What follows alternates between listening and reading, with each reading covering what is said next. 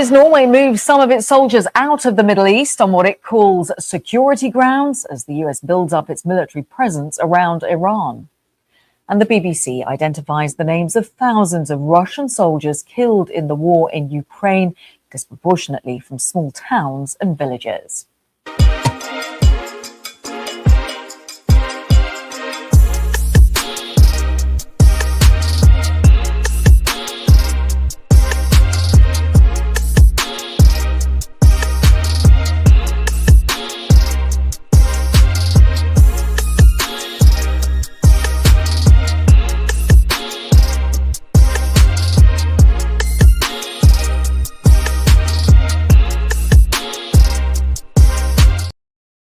He shared official documents with the late financier and sex offender Jeffrey Epstein.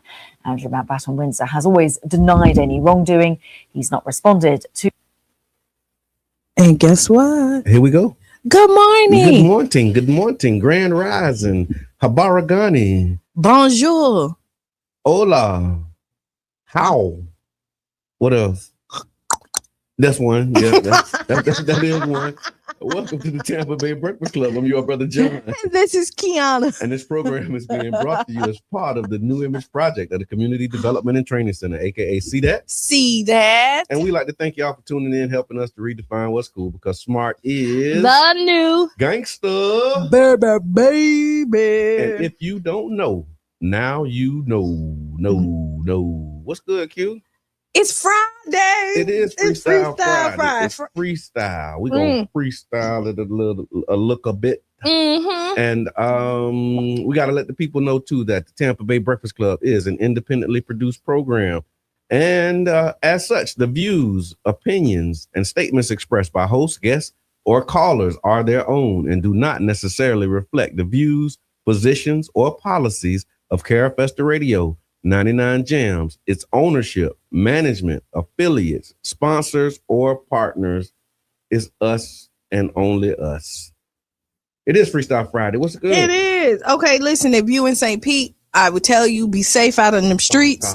The police be pulling you over left and right. That's what's happening? Yeah. They yoking folks. They yoking people. So listen. Yeah. Be safe out here. Yeah. In these St. Pete streets. Like obey the laws. Don't be speeding. Buckle your seatbelt up and all of that good stuff. Like do all the things that you can do to just make it back home safely to your family. That's the mission. That is it. That is the number one mission. Make it home safely. Yeah. It's Freestyle Friday, so y'all give us a call. Let us know what's on your mind. What you got planned for this weekend? What you thinking about? What's top of mind for you? What's happening, y'all? Y'all know it's Friday, so if you know anything about my Friday, it is bowling. You bowling on Friday? Every Friday I go bowling. How did I not know that? I don't know. Yeah, every Friday you go bowling. Every Friday I go bowling. I ain't been bowling and I can't remember how long. My clients love listen. Yeah. Friday. You gotta, and then movies on Tuesday still? I went to the movies on Tuesday this week and I went yesterday. What you see? So Tuesday I went to see Send Help. Now I'm gonna tell you, Send Help. I don't even know what that is. I just picked it. Good morning I picked it, right? And to be honest, I missed the beginning. So maybe that's why the movie kind of threw me off a little bit. Okay. But like I wasn't expecting. Is it a scary movie or what is it? What is it's kind it's a thriller too. So okay. It's kind of like a Castaway. With like because they get on the plane. Oh, I think I did see. I saw the ad. So it's like this the secretary and the boss. Yeah. And the boss don't know what to do, and the secretary got to save him or something. Right, like that. But listen, the secretary ended up being horrible to the boss. Like I wouldn't want to be left with her. I mean, I don't want to tell the movie if somebody gonna go watch it. That's what I did see the ads for Send Help. Though. Right. Yeah, so it actually I was like, okay.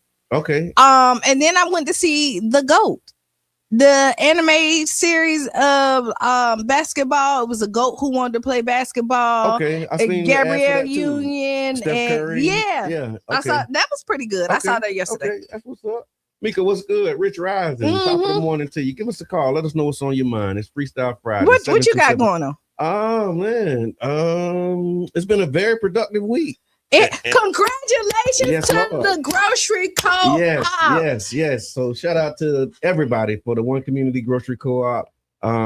We got this resolution passed, and so it's a resolution to receive some support for the co-op in our pre-development stages. And so just want to do a round of thank yous to like the leadership, the board. Shout out to Erica Zenzele, Hardison, Uriah, James Scott, man, everybody, member owners, the council members, and the people for supporting it, man. Like we up to like 180 to maybe 190 member owners now. Woo woo. And yesterday, we was able to push it through.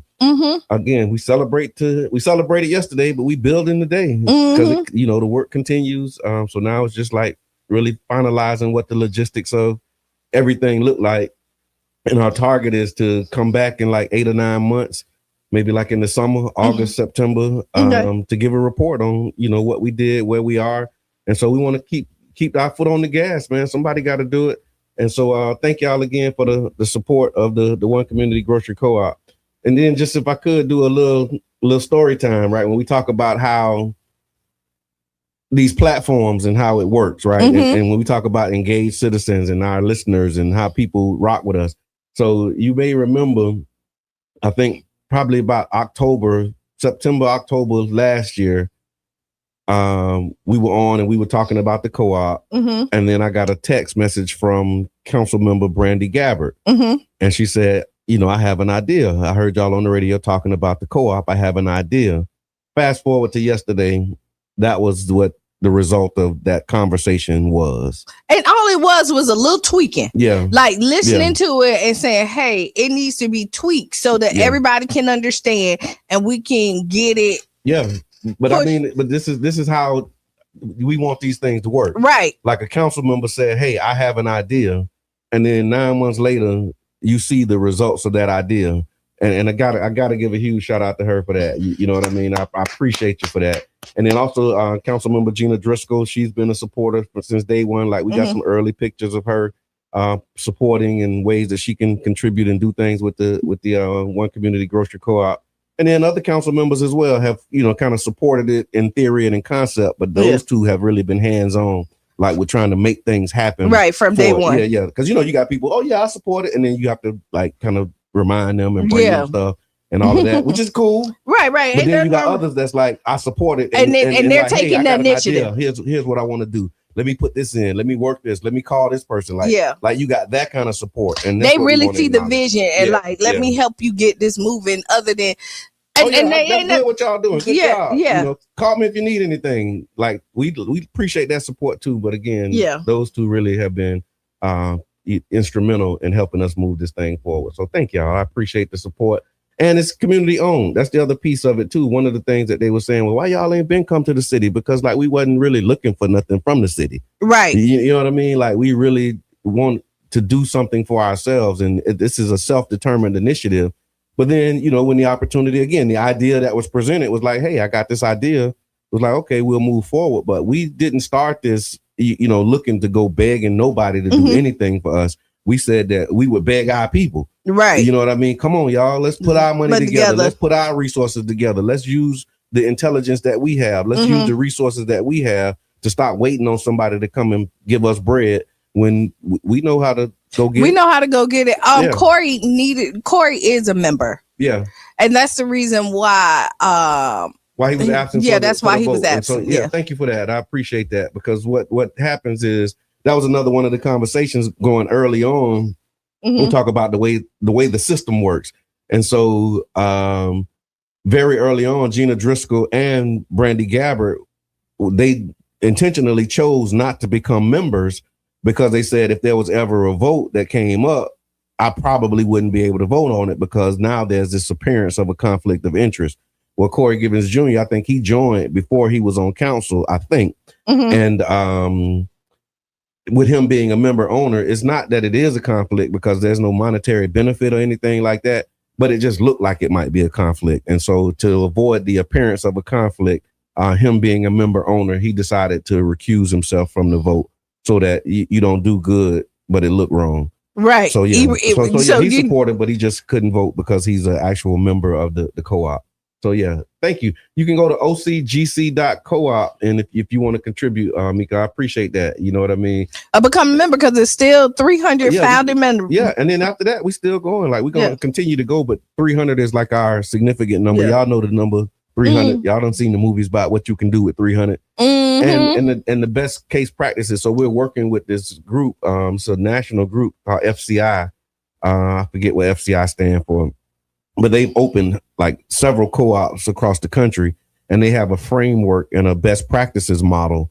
And we're using that model. And one of the things that we talk about is how the way that most co-ops are sustained is they have a solid base of membership. Yeah. Because, people been saying, I just, 300, how much that costs? I'll just give y'all the members. Well, that's the thing. Like, you can't give us a co-op. Yeah. We have to build it ourselves. You know what I mean? Yeah. That's another one of these models. They give it to you, and then the people are not really invested in it. And so you want people that's really invested. That's right. Who want to be here. And this is not just. Yeah. It's not charity. Right. Hey, caller, introduce yourself. Grand Rising. Grand Rising. Is that Coach D? That's Coach D. Yes, it is. So, Freestyle Friday, but on topic, I want to tell you that I was on another social media that I'm on, speaking with a Sankofa group about what you guys do with the co-op. Yes. And they want to duplicate what you guys do in Jacksonville. Okay. So, so I will be reaching out. Absolutely. Anyway, let's do it. Second thing, I will be going to Tampa General today for the weekend, and they're doing a study on what's going on with me neurologically. So I want to thank the Breakfast Club for all of the support you guys have given me. Qiana for giving me a ride home when I needed it.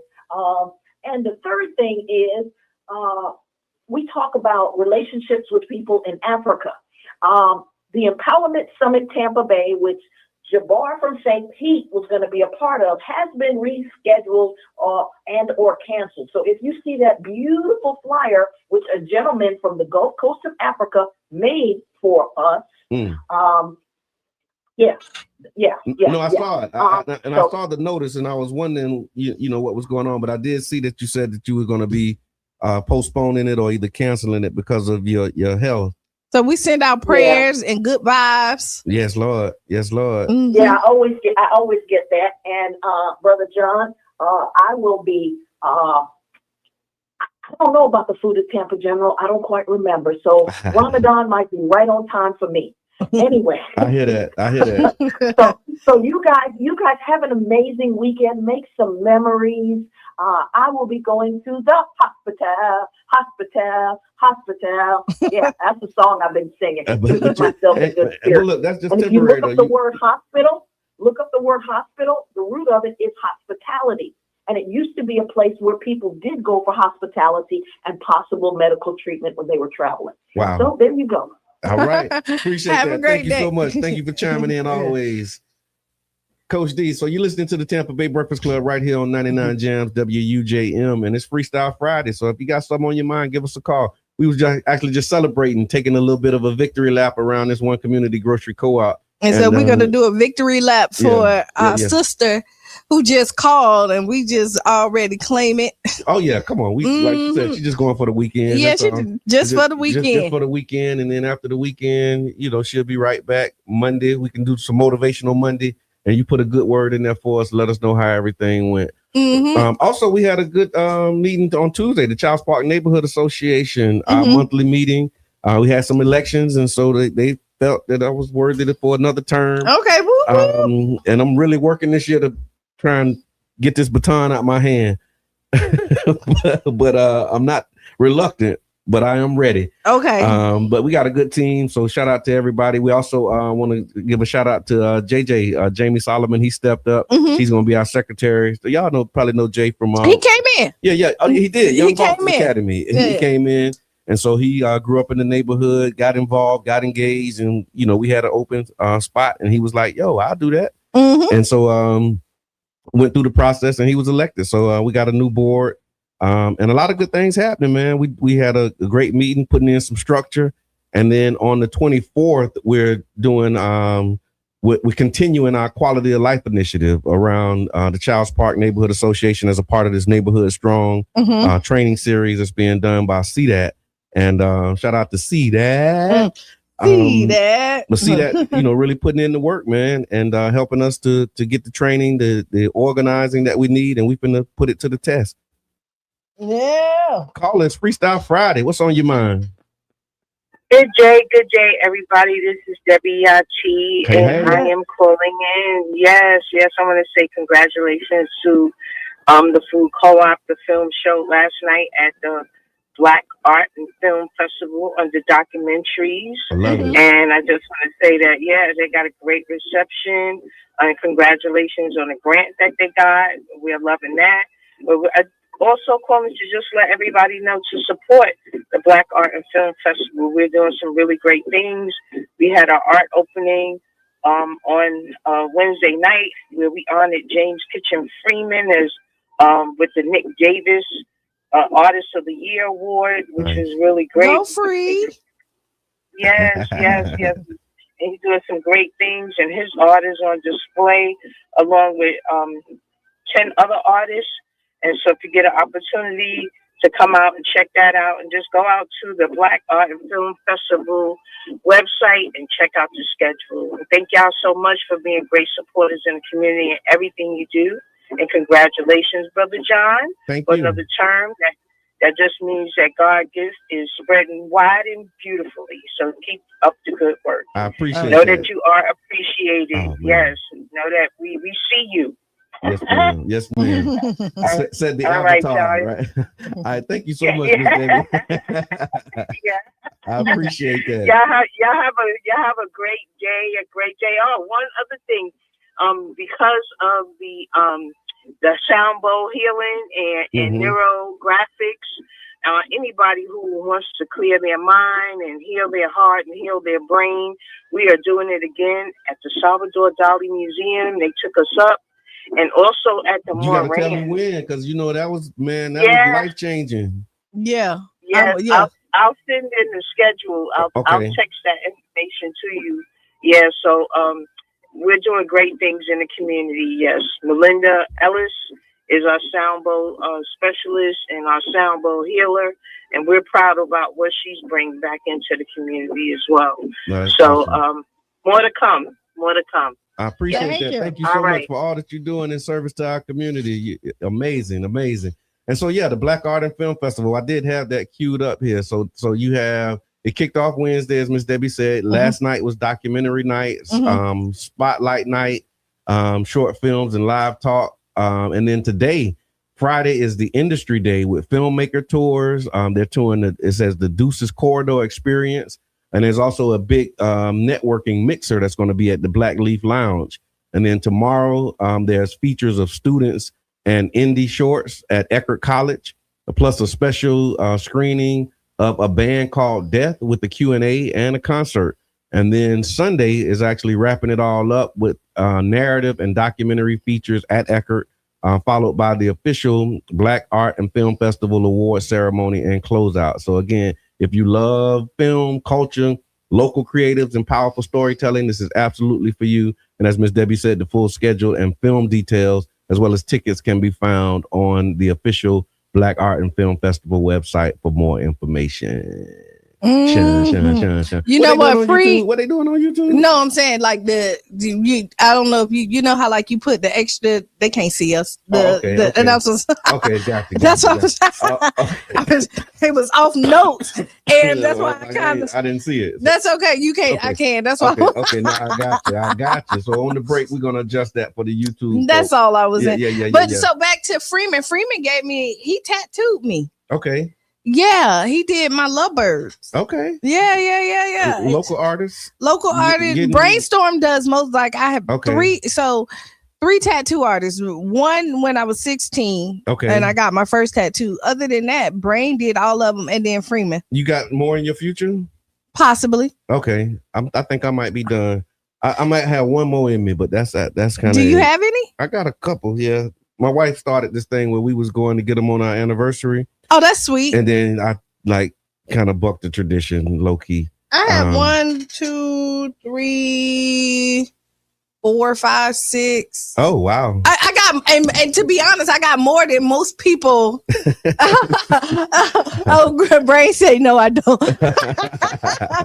I Brain does my daughter. My daughter got like a whole, what they call it when they do your whole arm. Brain, my mama a tattoo, right? My mama want a sleeve. Okay. I think that's what it is. My daughter got one of those. I think she got a sleeve, is what they call it. Yeah. And I think Brain did like a lot of it.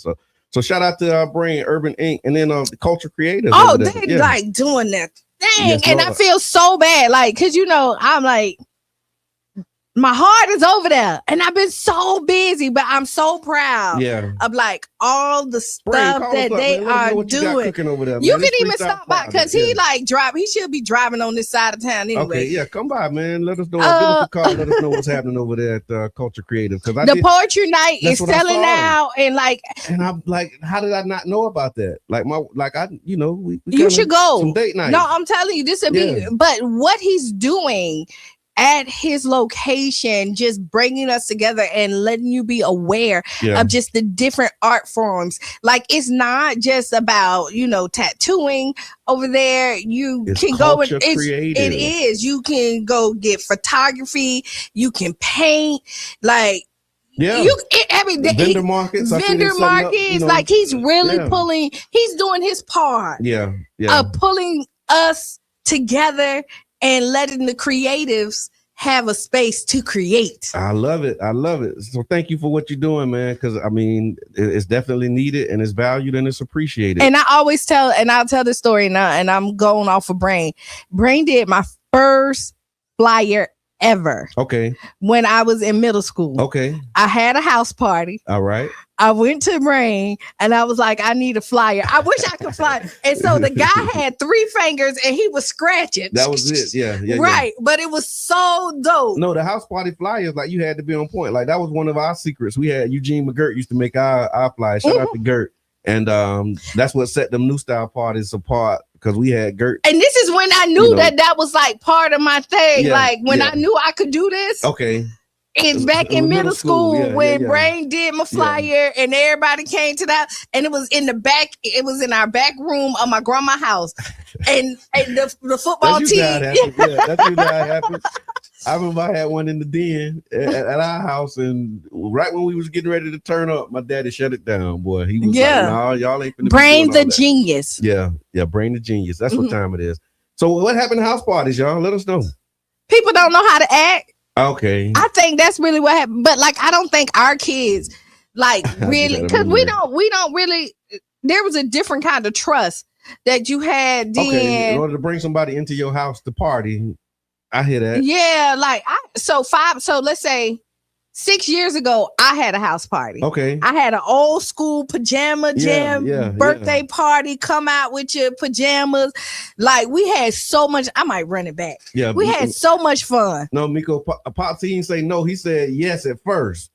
And then when he saw what we had going on, he was like, "No, not tonight." That was when I turned 15 too. I was mad with Pops for about 3 weeks after that. Ooh, because if you couldn't go to a house party, and everybody was up, I tore my whole room one time. We promoted it. It was like, and it was just getting started. You know, when it really just be getting good. Ooh. And he cut on the lights. He cut on the lights. He basically cut on the lights. He did everything but cut on the lights, but he was like, "Nah, y'all got the man.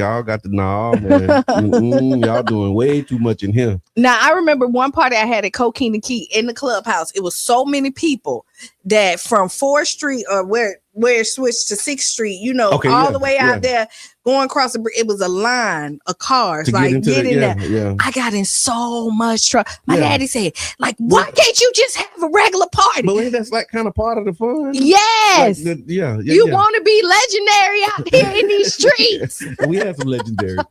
We was young and having lots of fun. They talking about hunches. Oh my God. Would you we call that dancing back then. Yeah. Well. Would you have a house party today? Put it in the chat. I would. Would you do a house party, and how would you spread the word about your house party? I'll do it the same old way. Yeah, do it. All right, so we do have a would you rather. We got time? Let's see if we got we got a couple of minutes. So we're gonna do a would you rather. And our would you rather segment is brought to you by Jerish Martin LLC. So whether you're looking for high quality entertainment curation or top tier event stage management, look no further than Jerish Martin. Jerish Martin offers professional entertainment consulting and artist coordination, as well as event management services to bring your next event to life, ensuring a seamless, exciting experience for your audience. Let's talk about would you rather. Mm-hmm. Would you rather be the parent who always had the right answers or the one who taught how to ask the right questions? The one who taught how to ask the right questions. Okay. Because I nobody has all the right answers. Okay. Right. And then, I already said one of my fears is that when I'm gone, like my daughter, she might need something from me and I hadn't given her the tools to get it, or I couldn't give her the answer. But if I taught her how to ask the right questions, I've given her what she needed. Yeah. Because if she's always coming to me to get the right answer, then when I'm gone, who's going to give it to her? Yeah. True. So I want to be able to give her the tools to be able to find it, even if she's asking me the questions. So the right answer is, hey, what question should you be asking? Yeah. Right. No, I'm with you on that. I definitely agree that asking the right questions is a valuable skill and being able to do that. And also being able to get your question answered. Right. Because a lot of times I'm finding most people don't really answer questions. No, they don't. There's a lot of responses, but not a lot of answers. And you're good at that. Yeah. And I'm glad that you bring it in, because people start explaining and just saying, no, I don't have it. Yeah, that's right. A lot of times. Yeah, just an acknowledgement and answer the question. It's really a skill that you have to develop. I have a piece of the answer, but not the whole, but it's just saying.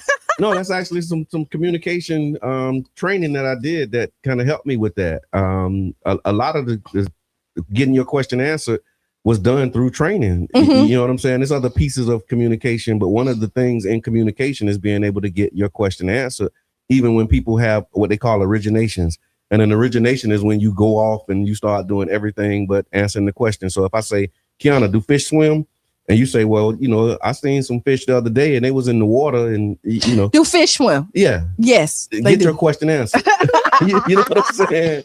And then we can double click if we need to move forward. But that's a skill that I'm finding that a lot of people haven't really developed, or we're just not mindful of it when we do it. And so and I think we like to give extra. We're extra people. I think a lot of it too is you're trying to answer the part of the question that's between the lines. Yeah. Instead of just answering the question, and then we can work through, know, what's next, what comes after that. Mm-hmm. But you want to try and answer the whole picture before, like I ain't ask you for the whole picture. I just ask you, do fish swim? Yeah. Right. When people try to, if somebody call and ask me for something, I don't need your backstory. Okay. Only not at the beginning. Just ask me, and then if I ask you for the backstory, but I'm not one. We can get into that. Yeah. I'm not one of the people out there want to be sold. Either I'm gonna do or I'm not. Yeah. Okay, we got to take a break. So y'all, put it in the chat. Let us know, and then remember it's Freestyle Friday. And then after the break, we're going to be talking about the mayor's State of the City address. And I got some cliff notes from his address, and I want to ask y'all what you think about the mayor's State of the City. And so we're going to walk through that when we come back. So we'll see y'all about 6 or 7 minutes after the hour right here on 99 Jams. The Bird.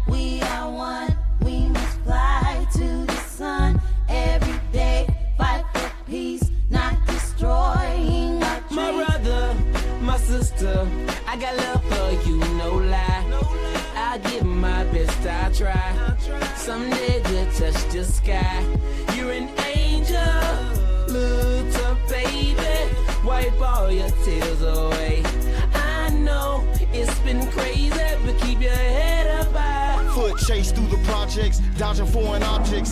Street knowledge, I should've went to college. Odds stacked against me, surviving off instinct. 3 blocks from the precinct.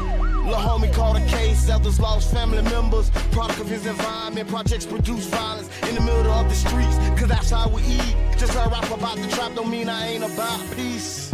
We must stand together, all together as one. United we must stand together, fighting for each other till our race is done. United we must stand together. Under God we are one. We must fly to the sun every day, fight for peace, not destroying our dreams. Peace in the streets, love to my brothers, love to my sisters. We all need each other. Children need their mothers and they need their dads. Taking a life that don't make you bad. The fact that you do that is so sad. Pocket watching, plotting on another man's cash. Pick up a book instead of picking up a gun. Increase your knowledge and that'll increase your funds. If everyone succeeds, then crime would decrease and people would live instead of resting in peace. Unity, that's what we need. Stand up and be a positive force in the community. We are one, we must fly to the sun every day, fight for peace, not destroying our dreams. We must stand together, Must stand together. all together as one. As one people. United we must United, stand we shall together, rise. fighting for You fight for me till our race is done. till we see God. United we must United stand we will rise. together. Clap with me. Under Clap. God, we Clap, are yes, one. sir. We must Clap. fly to the Clap. sun. G beat on the track, Every man, and I day, mean this. It's from the fight heart. for peace, not destroying Back and our forth to dreams. prison, cause my position in the ghetto was wishing my dreams was in my hand, man, instead of so distant. Violent crimes on my record, showing judges I'm reckless. Yes, they think I'm rich and young, like Young and the Restless. Every time I see a young brother rich in peace, got to be the only time when I watch TV. Cause the struggling and suffering is all I see. Besides muscling and hustling that wall with heat, I point the finger at the devil, boy, for taking my peace. Cause the only way to live is to take to the streets. But they rate me as a villain for the killing and dealing. For what? My last resort to make me a living. I don't give a damn, tell them so what? I'm gonna survive even if they threaten me with life. The arms of poverty held tight, making life a fight. But in the sky, we got to unite. Keep your head in the sky. We must stand together, all together as one. United we must stand together, fighting for each other till our race is done. United we must stand together. Under God we are one. We must fly to the sun every day, fight for peace, not destroying our dreams. We must stand together, all together as one. United we must stand together.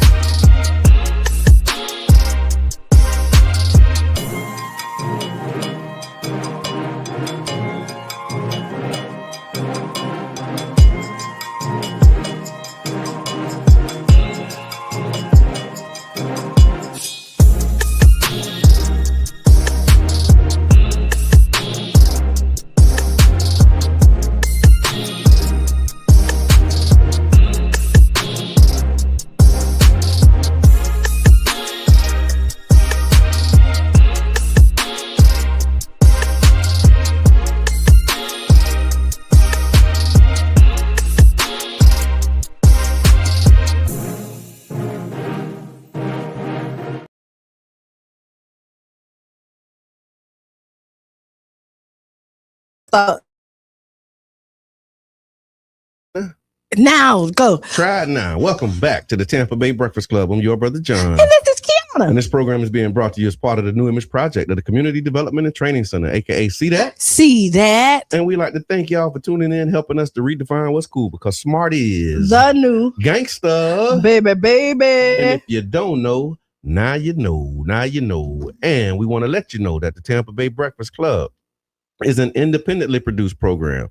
The views, opinions, and statements expressed by the hosts, guests, or callers are their own and do not necessarily reflect the views, positions, or policies of Carafesta Radio, 99 Jams, its ownership, management, affiliates, or sponsors. Thank y'all for tuning in. Charlie Funk, it's your birthday. Charlie Funk, it's your birthday. Wednesday. Oh, You got Super Dave. Oh, okay. He's reaching out to Super Dave. Super Dave. You got an inquiry. Check the inbox. We probably can get that over, Charlie Funk. Maybe we can connect the dots. But yeah, Super Dave do his thing. Thizzle. Happy early birthday. Appreciate you for all that you do. Mm-hmm. I see you don't migrated to Facebook. What happened to your YouTube? Oh, he go back and forth. He go back and forth. Back and forth. No, I appreciate that. So before the break, we was asking, would you rather be the parents who has the all of the right answers, or who teaches your children how to ask the right questions? And I went with the questions, and so did Q. So And most of our callers. And most, yeah, look like most everybody said they wanted to go with the teach them how to ask the right questions, because so there are some. I would rather have a question. I posted this too. I would rather have a question that can get answered than an answer that can't be questioned. I would too. Yeah, because I hate yeah. A question that can't be answered, just have I don't know. But you know what's answer that you can't question. But sometimes that's the problem. But so here we go. There's some questions that shouldn't be there's some answers. Wait, there's some stuff that you shouldn't question at sometimes at a certain time. Oh, so like if I'm telling I think everything is subject. So, I think it is to a degree, but like if I'm telling you get in the car and I see something, it's not the time to question me why I'm saying get in the car. Situational awareness is a real thing. Right. Like trust is another part. Right. Yeah. Okay. You know, and so like, because once you give the green light to question, like we about to die. Yeah. And you, but you, context matters. Yeah. Right? But that's what come in my mind. I'm saying during the course of a conversation, anything is subject. But like if there's a emergency situation, of course. Yeah. But some people don't recognize it, right? Get in the car. What do you mean get in the car? I'm not getting in the car. Who you think you? Right. And not bam, bam. Yeah, you should have got in the car. Right. But now we done gave that green light. It's question everything. Yeah. I hear that. Yeah, question with their reason. But I think allowing your children to question you is another one of the things that we need to unlearn, because remember you couldn't question grown folks. You ain't ask grown folks why they did something or what they was doing. I think that's one of these things that we can unlearn. We can, but we just have to learn how to do it in a respectful way. It's always a way to do anything. Right. And I think we opened up that can and didn't put the boundaries there. Okay. Right. And under that, I'm not gonna do my children how my parents did me headline. Because we made a lot of mistakes, I think. And we qualified it by saying that. Right. I'm not gonna do my children how my parents did me. Why? But then what your parents was doing was actually helpful to you, but you just ain't understand it at the time. And they say don't question God. Miko put that in. How you not question God? I ask God everything. Right? How he's the all knowing, but you can't ask him nothing. Isn't that? That's something I had to unlearn. He's the all knowing, the all seeing. I guess when somebody passed away, they say don't question him nothing. But you know what they say? Don't question. Like God knows best. Yeah, like that's why I want to know from God. Yeah, why? Because I'm asking you, and you don't know as well as he do. So why not ask him? It's kind of my thing. Yeah. But they do. That's what they say all the time, though. You're right. And again, I had to unlearn that. You pick your, place in that position. But my position was, man, I'm asking him everything because I want to know from the best knower, the all wise.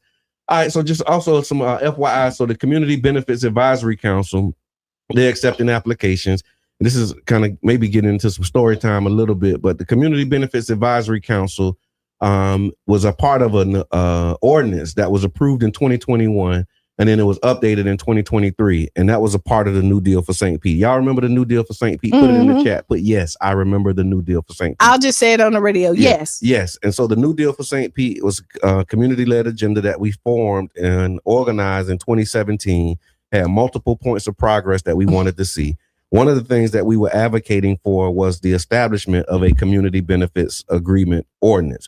That ordinance basically requires that if the city is participating in any development deal over a certain amount, so I think it was like 20% of the total construction cost or $10 million in public assistance, then what would happen is the community would have to get benefits of that. And then the developer would have to meet with the community to discuss what those benefits are. And so we advocated for that. It was passed in 2021, and then it was updated in 2023.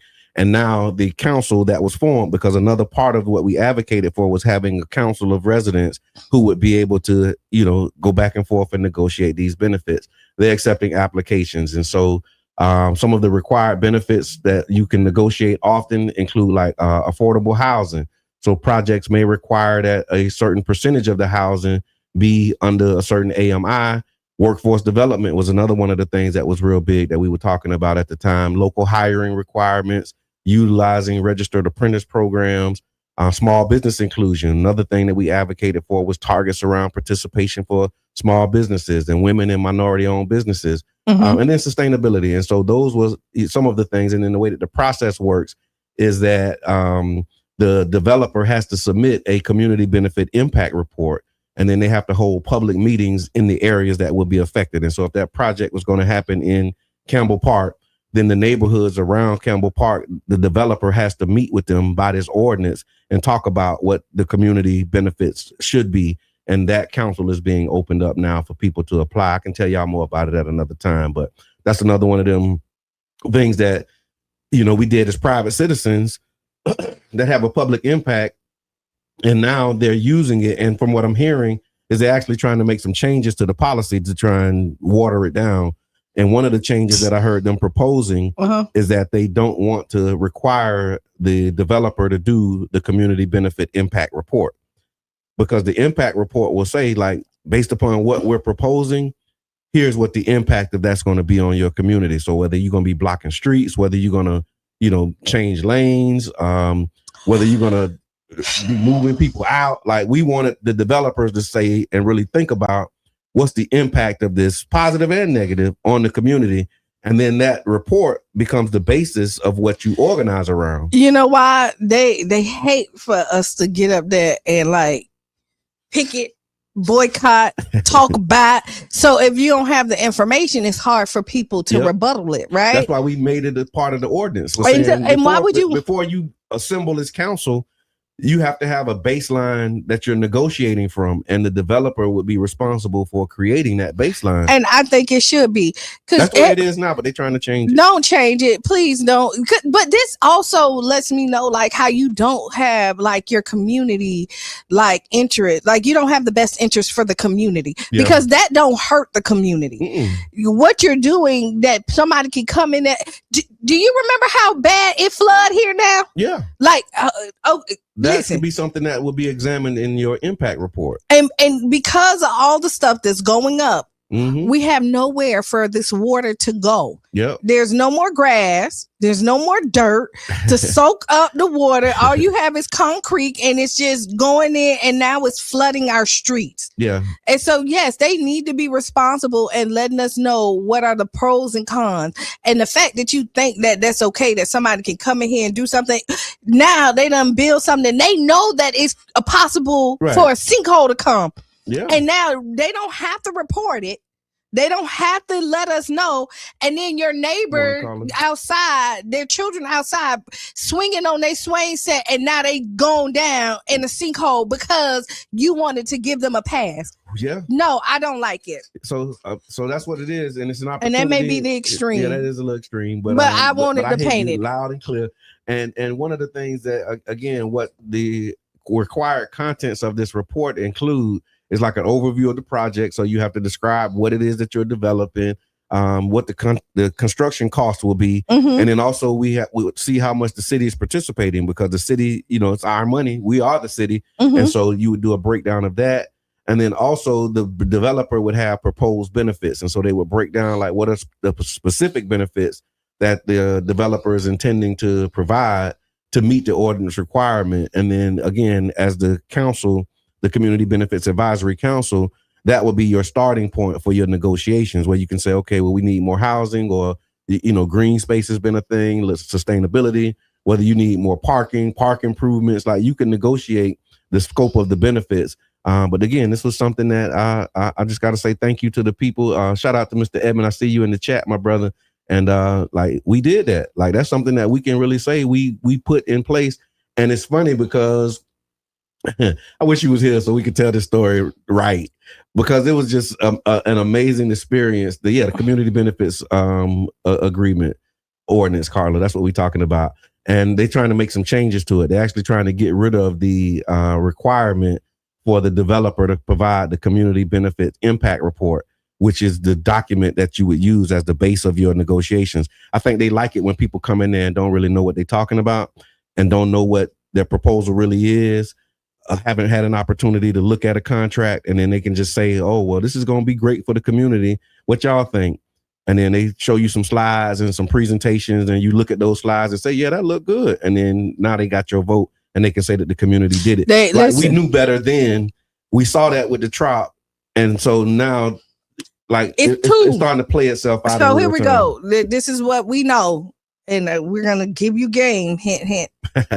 They show you the presentation of what's the possibility. Yes. But then in the work, it says what they are going to do. Yeah, in the contract. Yes. Yeah. And that's what I meant. And what you look at, typically, they don't align. Yeah. These are promises, and they say wishing, and this could happen. Oh, yeah. But in the paperwork or the contract, that's what's going to happen. This is what they are obligated to do. And if I could do more, I will. Yeah. But give us good faith. Yeah. Have good faith that we're going to treat you right. Yeah.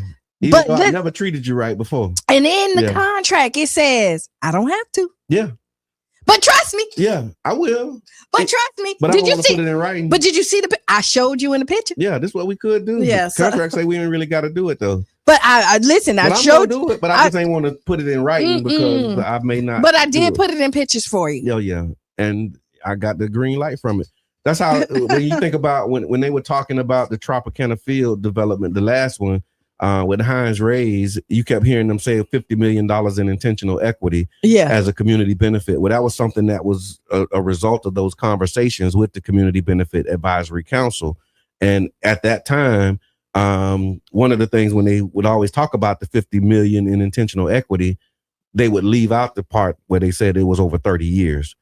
And so you think, oh yeah, we finna get $50 million, but that was like a 30-year drawdown on that. And there was so many conditions attached to it.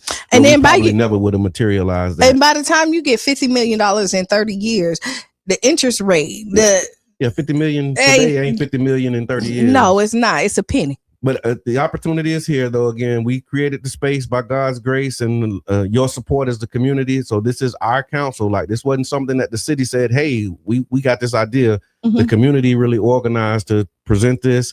We advocated for it, and it was approved again in 2021 and then updated in 2023, applied to a couple of deals locally, and they're taking applications. And so I can share another link for you all. But if you go to the city's website, you can Google the Community Benefits Advisory Council and apply. We need as many people as we can to apply to be on that council so that we can provide some oversight for what's coming up and coming down the pike. So, so if you're just tuning in, you listen to the Tampa Bay Breakfast Club. It's Freestyle Friday, and we talking thing. Did you see the State of the City? Not really. Okay. I started watching it, but I was busy. Go ahead. Okay. No, go ahead. So we did, for those who have a watch party, and I see we got a caller coming in. That's perfect timing because I want to set this up so that y'all can know what we're talking about. Caller, introduce yourself. Hey, what up, Q, man? This is your brother Reno Moore in the building. Peace and light, brother John. Peace. What's good, big brother? Reno. Man, it sounds like a classic example of what your brother Reno Moore called. They just like to put the 2 on a 10. Yes, sir. Right. They like, hey, community. They love this position when they promise us for 2 years what they gonna do, and 10 years later you find yourself in the same predicament with these folks. You hear me? And I say it again. As long as we have the majority of the people who have never had a fight in middle school representing us in a fight for things politically in our community, well, we ain't got fighters representing us then. And then with that being said, the posture continues to maintain itself, which is we're gonna promise you guys for 2 years straight what we're gonna do. That the collective bargaining agreement, we're gonna make sure that 30% of the building is economically affordable housing for 5 years. Yeah. So even taking this away, right? Oh, now they're taking it away. Just gonna put in the picture and everything. Just gonna promise it to you. Yeah, but after 5 years, that was the old way. The old people who fought for y'all got it done. When we put the real fighters in there, y'all, we can get stuff done for our community by us, by us. Holla back. I ain't complaining about what other people do. I love it. And that's a good analogy. If you ain't never had no fight. Yeah, then you probably ain't the one I want in there fighting. Right. I done had some fights too. Yeah. You never had a fight. That's a good analogy. I ain't gonna pull the string too much on that one. But it is so true. Because like if you had never had to fight for, because you know it's scary when you're going in there to fight for something not only physically but mentally, and then when you're going in there because it takes a confidence that you have to have. And here's the thing, I'm glad you said that word, because confidence is rooted in preparation. Mm-hmm. But if you've never prepared yourself or had to get ready for a fight and actually do the thing, then when it's time to do it, you're not going to be confident. And that's how they steamroll over you. And then you fold because you feel like, you know, I ain't gonna win, so you accept anything. And then I'll tell you this, because I did 2 years, 2 months and 13 days on council, and I can't say that I was prepared for everything, but I can tell you this: when you're not prepared, that's when your default setting, you know, that thing you fall back on, is your values, and what you stand for. Because it's like, I don't know too much about this. I can see that side, and that's when the line in the middle is like, okay, well, what's your values? What's your integrity? What do you stand on? And you have to have that going in too, because I'm telling you, they can make anything sound good. Yeah. And I've seen them like where it had me like, oh, that might be good, and then I had to like snap out of it, be like, hell no, like wait a minute.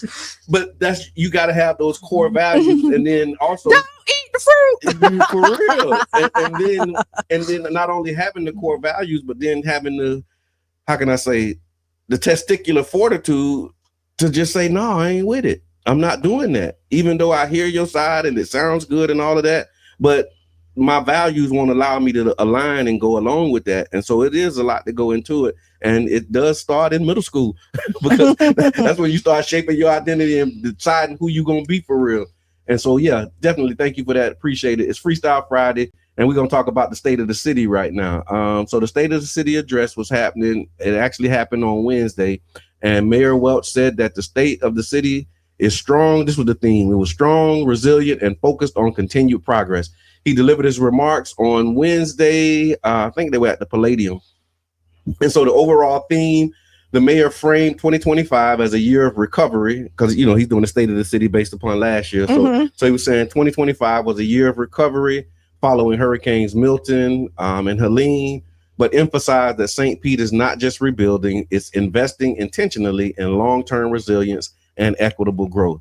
Some of the central pieces that he talked about, well, he actually framed his address around his 5 pillars. And so the 5 pillars that he has listed as pillars for progress are housing opportunities for all, neighborhood health and safety, environment, infrastructure and resilience, equitable development, the arts and business opportunities, and then education and youth opportunities. And so that's like the framework that he was using to kind of walk us through what he said. And one of the things that he highlighted was that there's been 434 affordable / workforce multi-units were completed, 122 ADUs, that's accessory dwelling units, and The Sunrise St. Pete was $160 million fund for disaster recovery.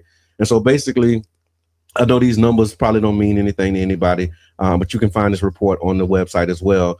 But the mayor is doubling down on his housing production, saying that production will help with affordability. And we want to know what you think, y'all. Is this pace enough? Do you think they building enough? And who is benefiting the most from this development? This is what I'm going to say, and this is what I see. I like the idea.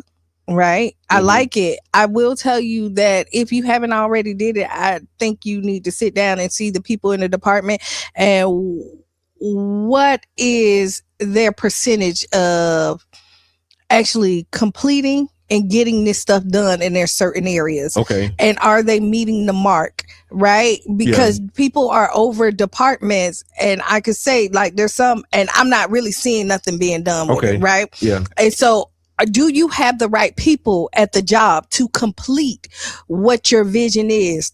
And that's important, right? This is important because you have somebody that's out there that's supposed to be over the community and executing and making sure there's programs and things that's bringing the youth together. I don't want one big program that looks beautiful. Yeah. And we have 365 days of the year. Yeah. And there's other times that you can actually execute and make plans and do activities. Yeah.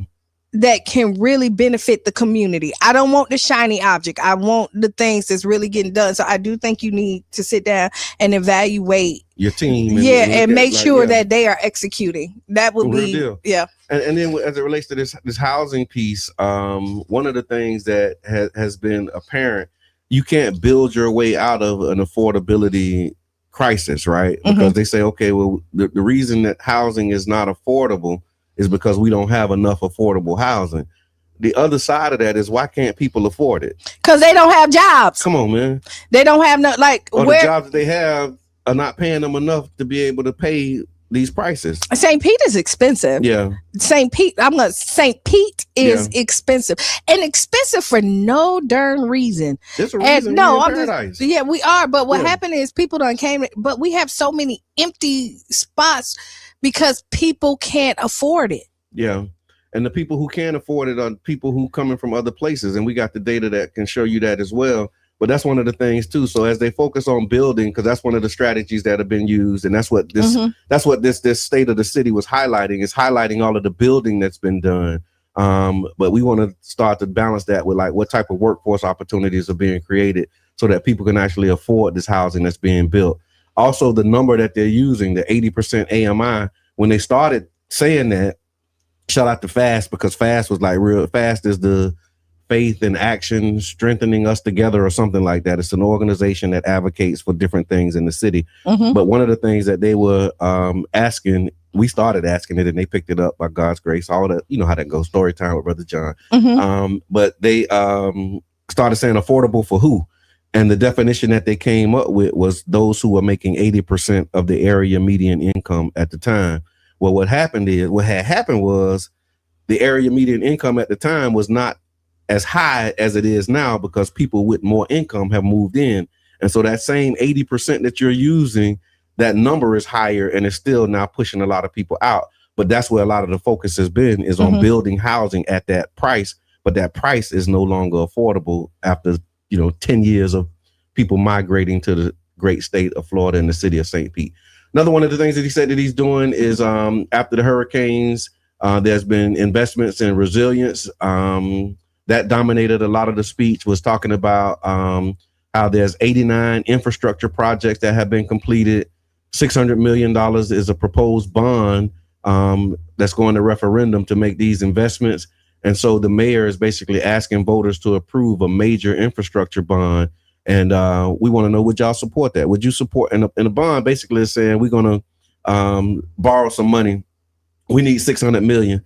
And so we're going to put this bond out, have people buy these bonds so that we can get the cash up front to be able to pay for this. And then it's basically like a mortgage, if I can say it that way. It's like you're going to get the money up front to do these investments and then you pay it back over time. So he wants to put out a bond referendum, and we want to know, would you be willing to pay, $600 million over time to do some of these infrastructure upgrades? And that's the proposal that's coming out right now. I don't know. Okay. I Double click. That's a that's a double click for yeah. me.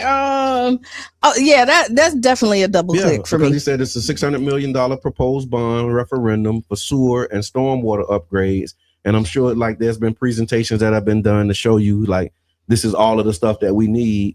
Here's the money that we have, and we don't have enough money right now to do it. So we need to borrow some money, but we need the citizens to approve us borrowing this money to do these upgrades. And when we approve that, know that we got to pay it back.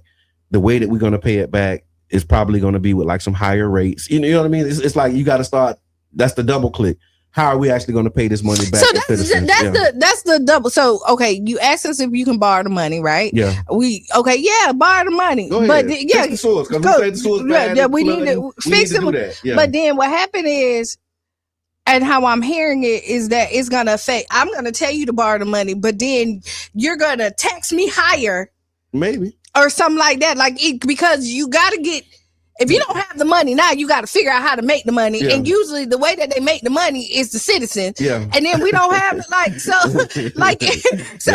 basically you're just saying now I'm going to borrow it from somebody else, but you're going to pay it. I'm just upfront. You're going to let us upfront it, but we're going to figure out how you can pay it. That's what I'm hearing. Go ahead, Caller. Introduce yourself. No, we're not. No, we're not going to figure out how we're going to pay it. We're going to be the Spanish voting for Trump, and then afterwards you say, well, when he's kicking you out of the country, how could you do that? You voted for your own demise. Let's be clear. One shouted to press already slept in front of City Hall because the housing rates were not already affordable, right? Yes. And so this is the game that we're doing. You got to vote this in, see? But this is what we mean by 2 on the 10. In 10 years, you're in a far worse predicament.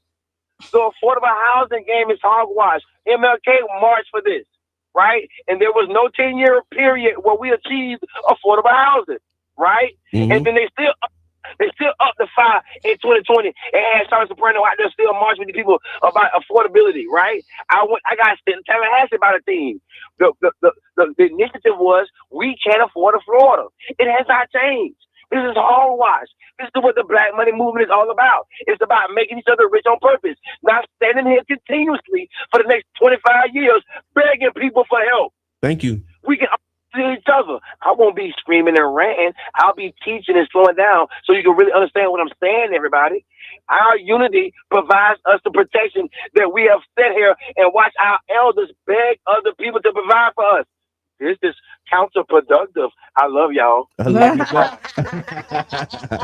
you. Look, I'm telling you. So again, we got to put it out here so y'all know what the proposal is, and then you understand. It's the double click. So this is what they're trying to do. Yeah. And I love that 2 on the 10 analogy that you consistently giving all the time, because they're saying, okay, we're gonna put this on the ballot, and then 2 years you advocate for it, and then 10 years later you don't see the results. Like we got this. We just did a 10-year check-in on the South St. Pete CRA. Yeah. And that framing, I think I'm gonna go ahead and adopt that, as I start doing these presentations on the CRA report, because we did advocate for a community redevelopment area, which would be a dedicated funding source, right? Because again, dang, I feel like I'm getting old and I be having these Cat Williams moments. Mm-hmm. But when I first started this public facing organizing is what I call it, we had all of these ideas about projects and programs and things that can be done. And then it was coming out of the 2008 crisis. So you remember 2008 when housing stocks and all of that stuff tanked. And so around 2010, 2011, starting to try and recover from that, they had made a lot of cuts into the government, and they were saying, well, we just don't have money to do all of this stuff that y'all trying to do. Mm-hmm. And so Larry Newsom, shout out to Larry Newsom, he was in the space. Man, I wish Charlie Soprano was here, Mr. Edmond was here, because he can really help. Ain't he the same person, Charlie Soprano? Or no, that's two different people. Oh yeah, they are. They are. Yeah, so I wish Mr. Edmond was here because he can really walk us through this thing. But it's just, long story short, man, we advocated to get a dedicated funding source for our community. And here we are 10 years later, we just did a report on it, self-funded, because the city didn't fund it. Another story for another time, but self-funded initiative and looking at what happened over those 10 years. And you can actually get that report by going to policypartners.org and see it. I'll put a pin in that because we're going to start talking more about this 10-year review and really going line by line to show y'all like what was intended and then what actually happened, to Reno's point, so that we can really understand what we need to be doing as a community going forward. Because if we continue to do the same thing, you heard this before, y'all know this one, you can finish this sentence for me. If you do the same thing over and over, expecting different results, they say that's the definition of insanity. So, and I'll stop there. So yeah, so that's what's happening. Again, we're talking about the state of the city. We mentioned some of the mayor's initiatives. He proposed to do a bond referendum for the sewer upgrades, and that's going to be being presented. And so we want to talk about that coming up. Also, one of the things he talked about in his address was public safety and neighborhood health. He reported the total crime was down 16%. That was another one of them things, remember? And then it was interesting that after they reported that crime was down, I started seeing all these news reports about shootings and all of the stuff that was happening. They said it's the lowest homicide total. There were 10 homicides. That's the lowest number since 1967. They talked about the number of Narcan that they distributed, that they put out. 4,000 people have been connected to opioid care. I ain't gonna even say this because it's probably gonna have Reno call in again. I'm gonna say it. 24 community cleanups, removed 50 tons of trash. I know that's a button for Reno. He said the crime numbers are trending down, but we want to know from you all. So even though the numbers are down, are you feeling safer? How you feel? You feel safer than you've ever felt before? Now that you hearing crime is down 16%. How safe do you feel in that context? We talked about this before. I've never not felt safe in my community. Okay. So I'm not the one to ask for real. Like I've never like came in here and be like, I don't feel safe. Yeah, no. I've never not felt safe. Yeah, well, I've seen some conversations about Jordan Park. Amber, if you're listening, tap in, because I know Amber, she's been doing some work in Jordan Park, and she's been saying that it's been some stuff happening over there that they have some safety issues that need to be addressed, and it's not addressing that with police. Right. Like that's the other part of it. Like when we talk about public safety, the default setting for the administration usually is, okay, we need more police. Like we're not saying we advocating for more police. We're talking about the conditions that make things unsafe. How do we address these root causes? What systems need to change? What mindsets need to shift in order for, you know what I mean? Not just policies and practices and policing, but like it's some mindset shift that's have to happen, some relationships and context, because again, your relationships and your communal context, you didn't feel unsafe. I did, and I'm not gonna say that I've never been in a overall. I know what you mean. Like, you don't walk around like, oh my God, I need to watch out for. Like when I walk out the house, like I don't feel unsafe. Now I done been somewhere and I be like, ooh, you know what I mean? This situation, but overall, not like waking up every day wondering, like, are you going to be okay? No, I never. And I mean, I might live in La La Land, but like for a long time, like we didn't even kind of lock our door. Yeah. So that's what so I never had that like unease on a normal basis. Let me say that. Right. And so let us know, y'all, knowing that crimes numbers, the data is trending down. Let us know. Put it in the chat. Do you feel safer? What's happening in the chat? Anything? Yeah, but keep it up. Good. You know what I mean? And figure out how we can even get that number even lower. Okay. And what did we do to get it there? And go ahead. What you saying? No, I seen that. Thank you, Yubi, for that comment. He said bonds for improvements are better than bonds for baseball. I'm with you on that. That was a good one. That was a good one. Absolutely right. Yeah. He said JOB, just over broke, is better than just broke. And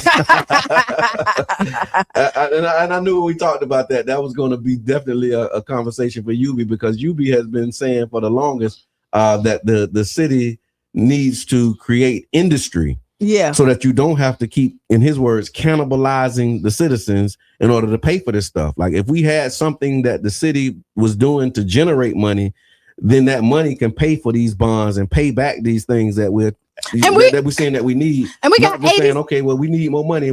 Y'all got to give us more in higher rates or higher taxes. And even if we're borrowing money, like I want us to borrow it to, like when you go get a business loan. Mm-hmm.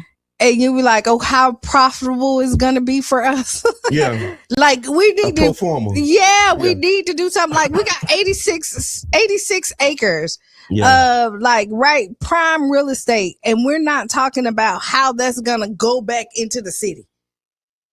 No, we're not really. You know what I mean? Like we're really not talking about like what are we gonna regardless of who's coming in to develop it, what portion of it is gonna go strictly back to the city itself. Consistently. Reno is back. Yeah. I told you it was a button. King Reno is back. It's Freestyle Friday. What's good, my brother? Am I being called ID? You are. We're in the future, man. We're in the future. But this is what the Black Money Movement is all about, though, y'all. For clarity purposes, it's about making each other rich on purpose. Because to continue to play these games, these people is redunculous, like my homeboy daughter said about 10 years ago. So yeah. So for example, as a young dude doing construction in our city, shout out Tony Fuller. We were the lead men on the asphalt crew, right? The asphalt crew on the interstate. We put all the asphalt up under the guardrails from 62nd Avenue South all the way to 38th Avenue North. Seasonal contract job. The company out of New Orleans, y'all. I couldn't get no pension with this company. I had no ability to retire from this company. It's a bunch of seasonal jobs when you don't use construction companies that's from here. Right. And that's what they do to this day. So when you see Buck got construction jobs, he got a construction job. And 6 months later or 9 months later, he's dead. And they do the same thing to the political people, y'all. We've been getting $80,000 a year jobs to work contracts for 3 months, y'all. This is how they do people when they don't provide opportunity to themselves, y'all. Is to put the 2 on the 10. Yes, sir. In 2 years, I promise it to you. 10 years, y'all back stuff looking for the same thing and begging us. But this is what we provide our stuff when we do what, y'all? When we get our stuff together. It ain't about being mad at corner stores, y'all. You see what I'm saying? Our unity is how we provide solutions for each other. Right now, we are separated, and that's how you get what, y'all? Conquered. Right on. The Black Money Movement, man. In full effect, y'all. And so we talking about the State of the City address, and definitely want y'all to tap in, tune in, get these results and know what's happening, because again, when they come in, they give like, here's the state of the city. Here's how basically the state of the city is an opportunity for you to see how the leadership, being our mayor, thinks things are going in the city. And so it's an opportunity for you to be able to say, okay, I hear what you're saying, and that's how you say that it's going, but here's how I see it. And we want to know, do you see it the same way? You're right. Because this is an election year, and you saying, okay, that's how you see it. You think this is good to do.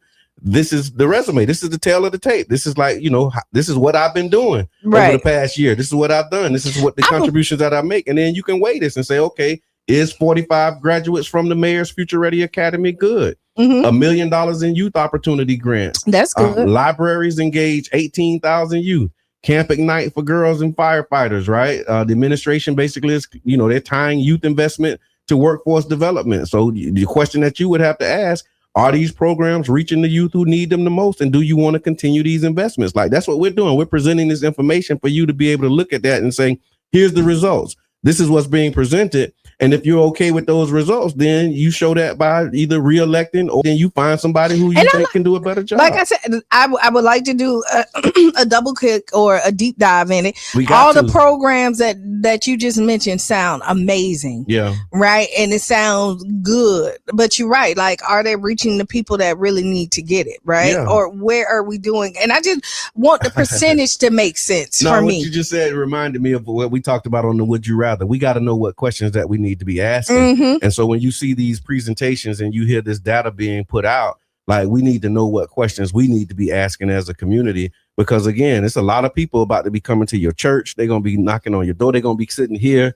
at the Tampa Bay Breakfast Club. They're going to be going around trying to get your vote. And if we're not clear on what it is that we want from these people, or what it is that they've done in our name as our representatives, then we're going to be making these same mistakes. So we know that, of course, when we talk about Black power, there's 10 forms of manifestations of power. Yeah. So economic power is absolutely one of those forms, right? And that's what the Black Money Movement is doing, is really holding and advocating in that space of the economic power. But then there's electoral and political power. That's another one of the spectrums. And so when we talk about power, sometimes we focus on like, okay, it's all or nothing, or it's one of these. Like what we're doing here, the ability to control narratives and communicate with our people. People who can talk to other people is a form of power. And they know the power of our media. That's why they killed Radio 1. That's why they stopped, that's why they sold all of our stations and bought out our stations, because they understand the power of communication. If you look at the billionaires, I'm on a rant now, but if you look at the billionaires in this country, look at the platforms that they own. Like all of these billionaires, one of the things that they have in common is they got Twitter, they got Facebook, they have Snapchat. Like they have these platforms that allow them to control information and it flow. That is another one of the manifestations of power. I just named 3, is 7 other ones. And so when we talk about Black power, we really need to have some conversations about how we show up in all of these spaces in order to move our agenda forward. I'm done. Brain just said unity is built when everyone feels heard, understood, and respected enough to move forward together. Oh, I love that. Me too. Brain is a genius. Brain is a genius. Right? What'd you say, Reek? None of that is different to our kids in the transition zone. I hear that. Yeah, these transformation zones. I want to give a shout out to King Reek too, man, because I saw a video from one of these school board, these school meetings. Yeah. And I was so happy to see you there, Reek. You just don't know how proud I was to see it, because I know how much you care and how invested you are in your children's education and really our children's education. And we need more brothers like you to be in them spaces, man. And so when I saw that picture with you there, I was like, boy, thank God. Because I love to see Black fathers. Because I know that whatever he said in that meeting, it was going to be right about what we're dealing with for real. Because a lot of times we don't be in those spaces, and the people who are speaking for us are not really speaking for us, if you get what I'm saying. Yeah, no, they're not. Right? Yeah, so I knew that. So thank you, Rico. Appreciate what you're doing. I know we don't see it, you don't post it and all of that kind of stuff, but I see you, my brother. No, and I really appreciate what you're doing, man. You see him on live talking about, but top priority is his children. Oh yeah. Definitely. You say we also need to know the impact of our choices. That's right. Now Dave had responded to Charlie Funk. Okay. No, bro, I have your music. You can email them your music. That's a great idea. Okay. So there we go. We have connected. So we making connections in the chat. We getting some real making some fire. Some real time feedback. We got definitions. We got understanding of what unity is. Shout out to Brain and Mama Blue. Good morning. Thank you for what you're doing. You're listening to the Tampa Bay Breakfast Club right here on 99 Jams, 99.1 FM. And we want to let y'all know, man, that you can actually support this program. You can support the broadcast. You can send stars. You can make contributions. And also, like we said it before, we're going to say it again. And y'all can take us up on it if you want to. But candidates, if you're running for office, like this is your year, right? If you're running for office in 2026 and you're looking for a real way to connect with the people, 99 Jams the Berg has a space for you. You can underwrite a show, build your audience, and share your message. Our listeners tune in because they trust the voices on this station, the culture, the conversation, and the connection. Underwriting a show is one of the most effective ways to introduce yourself, highlight your platform, and stay in front of the people you want to serve. Your message stays local, your support strengthens Black media, and your campaign gets consistent visibility. So if you want to reach the heart of St. Pete, this is where you do it. For underwriting information, rates, and to lock in your spot, send us a message or contact us at www.99jamsthebird. And we saw Wednesday, if those who missed it, candidate for mayor Maria Scruggs was in the building. Yeah. We want y'all to know that invitation that we just made applies to anybody who wants to come. You just got to follow the process. She followed the process. And so she was here and she was sharing her platform and gave a lot of insight into why she's doing what she's doing, her motivation, and some of her platform. And so, again, we want to let y'all know that this space is available for y'all as well. I do have, I think, a Ask Qiana in the time that we got. Okay, because we got 9 minutes. We got 9 minutes. Let me find this Ask Qiana.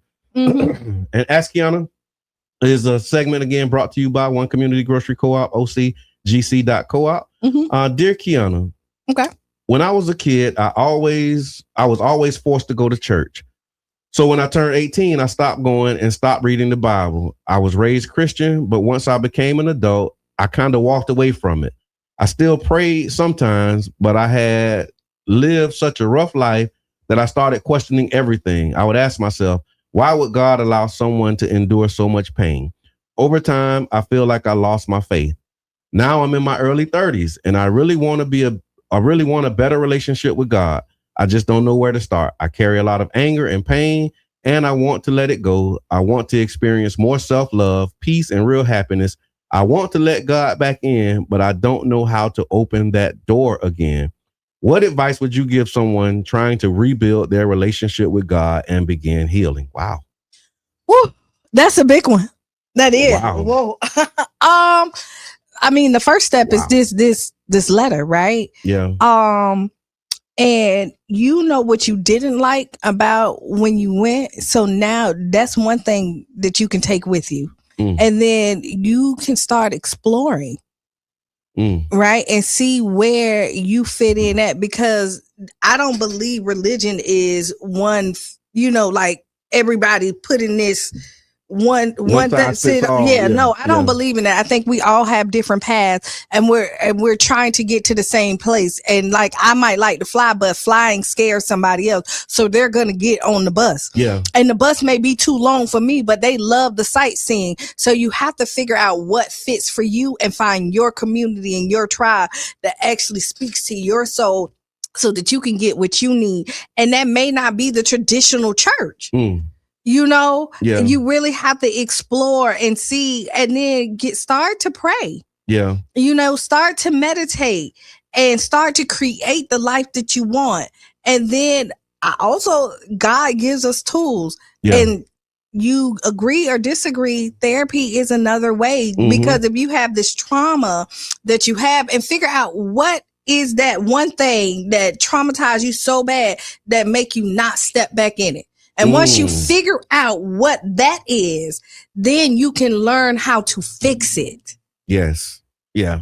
And I don't have all the answers when it comes to, this right here. But that's good though. I would say just start visiting and just sitting in the back and see how people treat you when you walk into the church. If you feel like that ain't it, and you don't have to go to, you might end up being a Muslim. Yeah. You don't have to sit up there. You don't have to put yourself in this box because this is your life. But if you're searching for God, figure out where God fit in your life, because he's good to me. All the time. All the time. And when you think about this, because again, and this is why I say write down those 5 things every day, right? You talk about how you felt like you struggled, but you're able to write that letter, so your struggles did not end you. And you forget that. Like, you think about the bad that happened, but if you flip it, there was always something good that happened with it. But your perception is your reality. And I can only talk how, on my experiences. Like, when I say I lost my son, I was angry. But then then when I looked at how good God was, the things that I asked him for, he gave me in my son in the time that he was here. And when I looked at that, I was grateful for that. I didn't ask for longevity. Yeah. But what I asked for, he gave me, but I had to see it. I had to get out of my own way and see what God still blessed me with. But if you harp on the things that you didn't got, you can't appreciate the things that you do. That's right. Wow. Yeah, that's a big question. And again, it's really an individual thing, right? I like UB said, just start and take it one day at a time. For me, I think it's I'm trying to just remember my journey, because all I can do is kind of talk about my experience. Right. You know what I mean? And what I did, I just started getting back into the word, you know what I mean? And reading the Bible, and then being mindful of my prayers. And when I say being mindful of your prayers, you asking God for things, but then you have the ability to get a lot of the stuff that you're asking for. You know what I mean? Like how they say faith without works and all of that stuff. Like, there's the one thing that I would say is trust yourself, right? And trust yourself enough to know that, what you think you should be doing, start doing it. Like, we call it something, right? Like something told me I should do this. Like follow that something when you know that it's right, and don't buck it, because sometimes you talk yourself out of doing what you know you should be doing with these justifications about, oh man, I know I should, but I'm not going to do it because blah, blah, blah, whatever reason or excuse you make for yourself. And you talk yourself out of doing what you know you should be doing. And God gives you, like he answered your prayers. Yeah. It sometimes just don't come in the form that you think it should be. And you have to do the work. People don't like to do the work. They procrastinate. You know, when you get an extra 30 minutes of sleep, when you already said you're going to wake up at 6 o'clock, and you got to be committed to whatever it is. And then when you get that box, you got to be ready to put it together. Yeah. You can't just think that it's going to roll in there and you ain't got to do no work with it. And a lot of times we don't want to do the work. You want it already assembled and already together. and a lot of times it don't come like that. Absolutely. So so I would say that when you say you trying to what advice would you give somebody trying to rebuild their relationship with God? Rebuild your relationship with yourself. And because the knowledge of self is the knowledge of God, and the knowledge of God is the knowledge of self. I went out looking for God and I end up finding myself. And that's how it be. You know what I'm saying? and so just trust yourself. You know what you need to be doing. Like, it's just, you got to do it. You got to trust that you know, and don't talk yourself out of it. You got gut feelings, you got instincts, you got, you grew up in the church. And so you have a background. You got to, like, well, I say what you said, Q, is like addressing the trauma. When you start talking about healing, like know that there's processes and things that you can do to be able to move the pain from those experiences, but still have the lesson. You know what I mean? Because that's that whole forgive but not forget type deal. Yeah. Like the forgiveness is you're gonna let go of the pain. I'm gonna give away the pain, but I'm not gonna forget the lesson in it, because the lesson is what's gonna make you stronger. That's the character lesson builder. That's the thing that you take with you. You know what I'm saying? The lesson is the blessing. The lesson is the blessing. The lesson is the blessing. And you learn your triggers. Yeah. So when it happens, you know how to handle it. Because if you don't know what it is and you get triggered, you're not recognizing that you're going from 0 to 100. Now we're done, because it's like 30 seconds before Sister Hughes come on. There's two parts to this. So I'll end with this. You said, know thyself. That's the first part. And then the second part of that is to thy own self be true. So you're right. Sister Hughes is up next. Make you lose your shoes. Shout out all around the room, all the house. It's a lot of stuff going all around. A lot of stuff this weekend that you can get into. A lot of stuff happening coming up. So y'all stay plugged in. And again, like, share, subscribe. We appreciate everybody for all the things that you do. And we'll see y'all on Motivational Monday. Yeah. This has been the Tampa Bay Breakfast Club. I'm your brother John. This is Qiana. And we out. Bing bing.